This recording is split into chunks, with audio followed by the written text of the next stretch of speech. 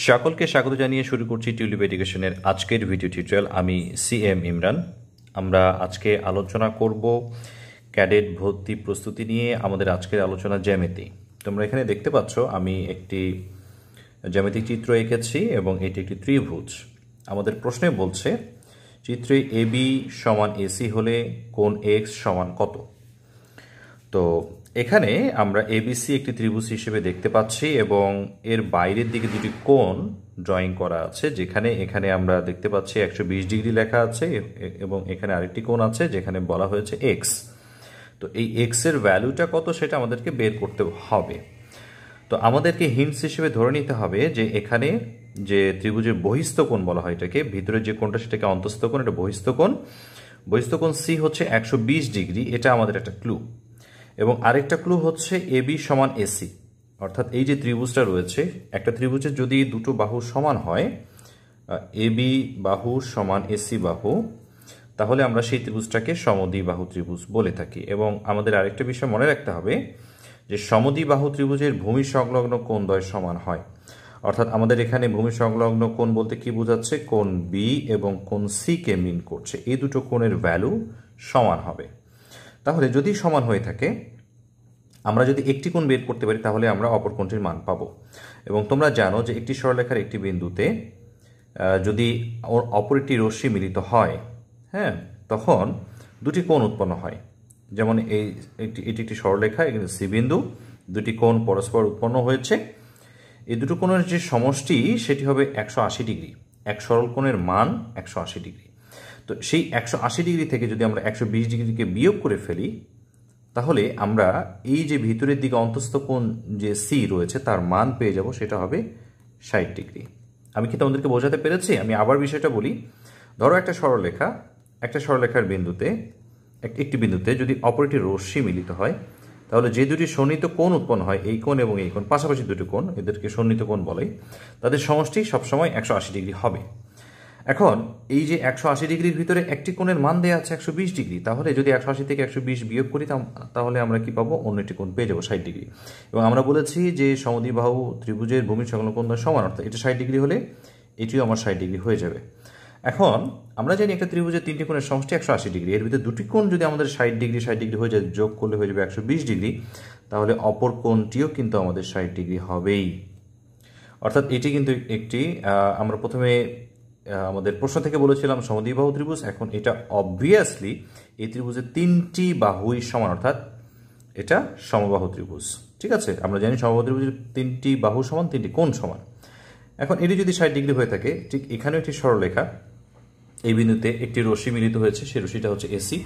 তাহলে 120 থেকে যদি এই 60 ডিগ্রি আমরা বিয়োগ করে ফেলি, 180 ডিগ্রি থেকে যদি আমরা এই 60 ডিগ্রি বিয়োগ করে ফেলি, তাহলে আমাদের এটির রেজাল্ট চলে আসবে 120 ডিগ্রি, অর্থাৎ কোণ এক্স এর ভ্যালুটা হচ্ছে 120 ডিগ্রি। এটি হচ্ছে আমাদের কাঙ্ক্ষিত রেজাল্ট। আশা করি তোমরা বুঝতে পেরেছো আমি কিভাবে করে এটি বের করেছি। তবে আমি জানি যে এই প্রশ্নটি একটি ক্যাডেট ভর্তি পরীক্ষায় এসেছিল। অনেকেই হয়তো এটা এই 120 থাকার কারণে এখানে অনেকেই হয়তো 120 লিখে দিয়েছে, বাট তাদেরকে লজিক্যাল হতে হবে, তোমাদেরকে অ্যানালাইসিস করতে হবে অ্যাকচুয়ালি এটা 120 কেন হলো। 2 নম্বর যে প্রশ্ন, সেটিও একটি ত্রিভুজ কেন্দ্রিক একটি সমস্যা। তোমরা দেখতে পাচ্ছ চিত্রে এটি একটি ত্রিভুজ। ত্রিভুজের একটি অন্তঃস্থ কোণকে চিহ্নিত করা আছে এবং এক্স লেখা আছে। বলা হয়েছে যে চিত্রে কোণ এক্স সমান ওয়াট, অর্থাৎ এক্স এর ভ্যালু আমাদেরকে বের করতে হবে। আমাদের হিন্টস দেয়া আছে এখানে। একটি ত্রিভুজের বাইরের অংশের দিকে একটি কোণ উৎপন্ন হয়েছে, দুটি সরলরেখা মিলিত হয়েছে, সেই মিলিত বিন্দুতে একটি কোণ উৎপন্ন হয়েছে যেটাকে এটা চিহ্নিত করা আছে 45 ডিগ্রি।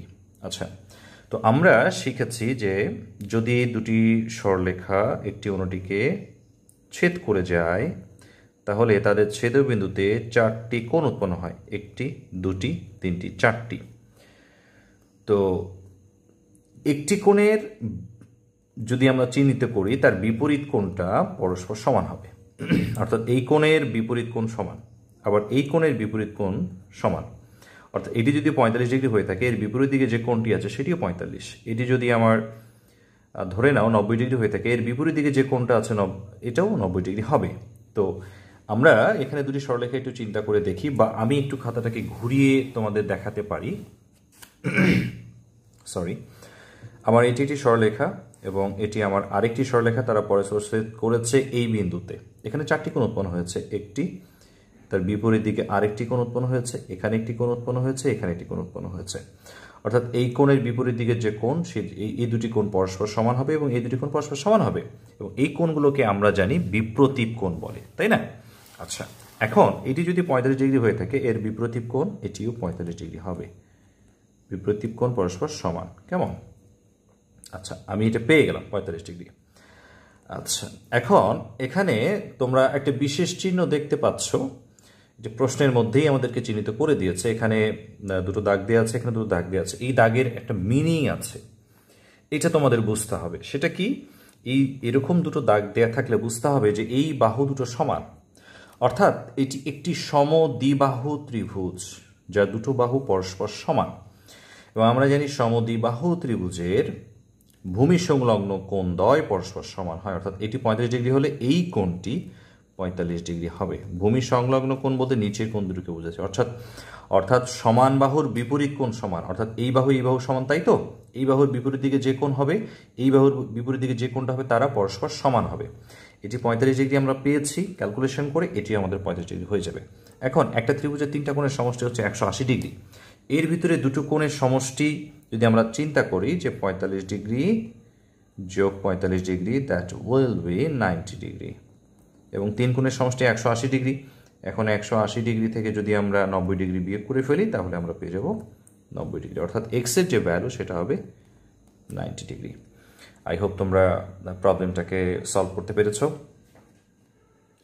আমাদের নেক্সট যে প্রবলেমটি আমরা এখানে দেখতে পাচ্ছি, সেটি হচ্ছে দুটি সমান্তরাল সরলরেখা, একটি ছেদক তাদেরকে ছেদ করেছে। সমান্তরাল সরলরেখাগুলোর নাম হচ্ছে এবি এবং সিডি, তারা পরস্পর সমান্তরাল। প্রশ্নে বলেছে চিত্রে এবি সমান্তরাল সিডি, এই চিহ্নটার নাম হচ্ছে সমান্তরাল, এবং এই চিহ্নটা দেয়া থাকলে আমাদেরকে বুঝতে হবে কেন দুটো সরলরেখা সমান্তরাল হয়। সমান্তরাল মানে হচ্ছে তাদের একটি বিন্দু যদি আমরা চিন্তা করি, সেই বিন্দু থেকে তার বিপরীত বিন্দুর যে দূরত্ব এবং এই বিন্দু থেকে নিয়ে তার বিপরীত বিন্দুর দূরত্ব সবসময় সমান হবে। এখান থেকে তাদের মধ্যবর্তী দূরত্ব যদি 2 সেন্টিমিটার হয়ে থাকে, আমরা সবসময় বিপরীত দুটো বিন্দুর দূরত্ব সবসময় 2 সেন্টিমিটার করে পাবো, ঠিক আছে? এবং এই দুটো সরলরেখা কখনো একত্রিত হবে না, এরা পরস্পর সমান্তরাল।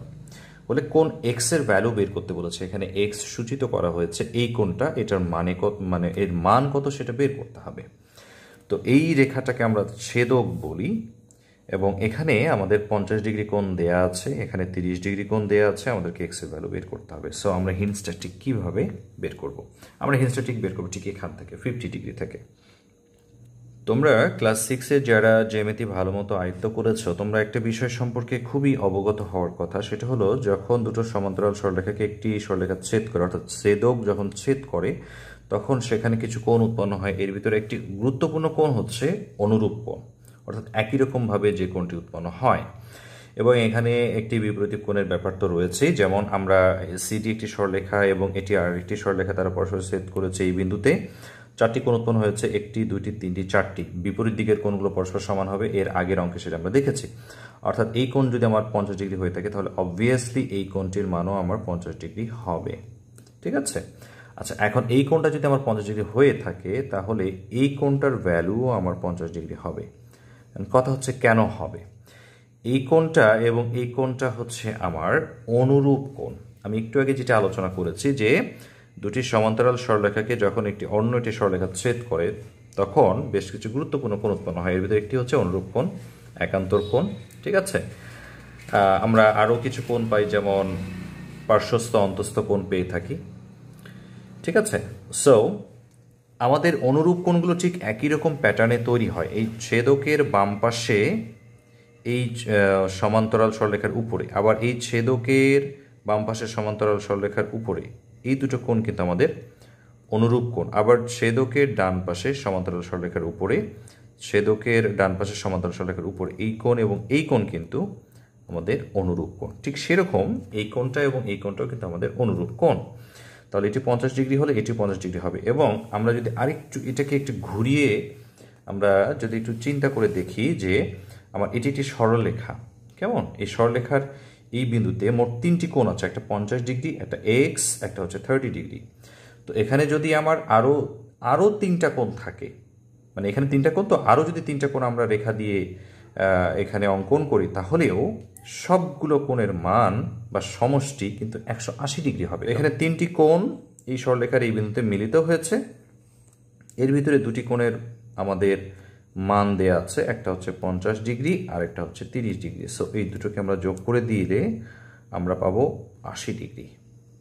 এখন আমরা যেহেতু জানি এক সরলকোণের মান হচ্ছে 180 ডিগ্রি, তাহলে সেই 180 ডিগ্রি থেকে যদি আমরা 80 ডিগ্রিকে বিয়োগ করে ফেলি, তাহলে যে মানটি দাঁড়ায় সেটা হচ্ছে 100 ডিগ্রি। অর্থাৎ আমাদের যে কোণ এক্স তার ভ্যালু হচ্ছে 100 ডিগ্রি। আশা করি তোমরা অঙ্কটাকে কিভাবে করতে হয় বা আমি কিভাবে সলভ করলাম সেটি পরিপূর্ণভাবে বুঝতে পেরেছ। আমরা এর পরের সমস্যায় চলে যাব, 4 নম্বর সমস্যা। এখানেও একটি ত্রিভুজ তোমরা দেখতে পাচ্ছ, তবে এখানে বেশ কিছু ত্রিভুজ এখানে অঙ্কন করা হয়েছে। বিশেষ করে একটি বড় ত্রিভুজের ভিতরে আরেকটি বড় ত্রিভুজ রয়েছে, এছাড়া ছোট ছোট অনেকগুলো ত্রিভুজ রয়েছেই। তো এখানেও আমাদের সেই বিপ্রতীপ কোণের বিষয়টা এসে যায়, যেহেতু একটি সরলরেখাকে আরেকটি সরলরেখা ছেদ করেছে ঠিক এই বিন্দুতে।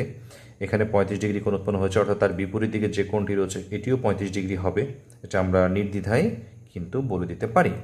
তাহলে সেই চিন্তাটা থেকেই এটি যেহেতু একটা বিপ্রতীপ কোণ, তো এটা ধরে নাও তুমি, এটা হচ্ছে আমাদের ধরে নেওয়ার বিষয় না, এটা এক্স্যাক্টলি এটা আমাদের 35 ডিগ্রি। যেহেতু এটা আমাকে এই কোণটা বের করতে বলেছে, কোণ এক্স, তাই না? তো কোণ এক্সে যেতে হলে আমার ক্লু হচ্ছে ঠিক এই কোণটার মানটা বের করতে হবে, কারণ এই যে এডি সরলরেখার এই বিন্দুতে একটি রেখা মিলিত হয়েছে। যদি আমি এখানে একটি নাম দিয়ে ফেলি, যদি পি দিয়ে দিই এই বিন্দুটাকে, তাহলে এই পিসি নামে আরেকটি সরলরেখা মিলিত হয়েছে বা রশ্মি মিলিত হয়েছে। তো সেক্ষেত্রে দুটি সন্নিহিত কোণ উৎপন্ন হয়েছে যাদের সমষ্টি হবে 2 সমকোণ বা 180 ডিগ্রি। তাহলে একটি ত্রিভুজ আবার এর ভিতরে রয়েছে, যার একটি কোণের মান 30 ডিগ্রি, আরেকটির মান আমরা বের করেছি 35 ডিগ্রি। তাহলে এই ত্রিভুজের এই কোণটার মান আমরা পেয়ে যাব। কিভাবে পাবো? 35 ডিগ্রির সাথে যদি আমরা 30 ডিগ্রি যোগ করে ফেলি, আমরা পাবো 65 ডিগ্রি, তাই না? তো ত্রিভুজের 3 কোণের সমষ্টি 180 ডিগ্রি। সেই 180 ডিগ্রি থেকে যদি আমরা 65 ডিগ্রিকে বিয়োগ করে ফেলি, রেজাল্ট দাঁড়ায় 115 ডিগ্রি। অর্থাৎ এই কোণটির মান কিন্তু আমার 115 ডিগ্রি, এই কোণটির মান।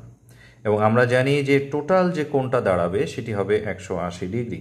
তাহলে সেই 180 ডিগ্রি থেকে যদি তুমি 115 ডিগ্রিকে বিয়োগ করে ফেলো, ঘুরে ফিরে ঠিক আবার সেই 65 ডিগ্রিটাই চলে আসবে। অর্থাৎ এক্সের যে ভ্যালু, সেই ভ্যালুটা কত আসতেছে?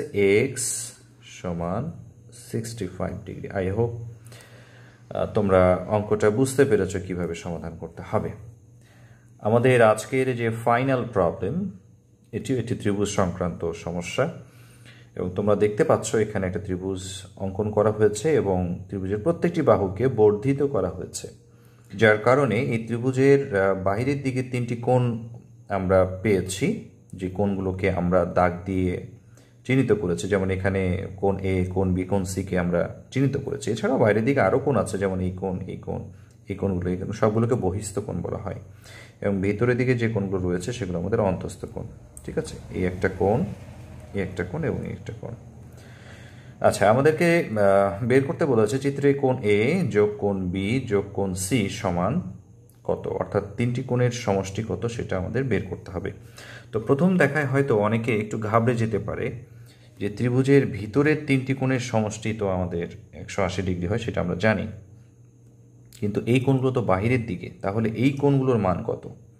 আসলে ঘাবড়ানোর কিছু নাই, আমি অনেকটা প্রবলেমটাকে সলভ করেই দেখিয়েছি। যেমন দেখো, আমি এই বি কোণের বিপরীত দিকে আরেকটি কোণ ড্র করেছি।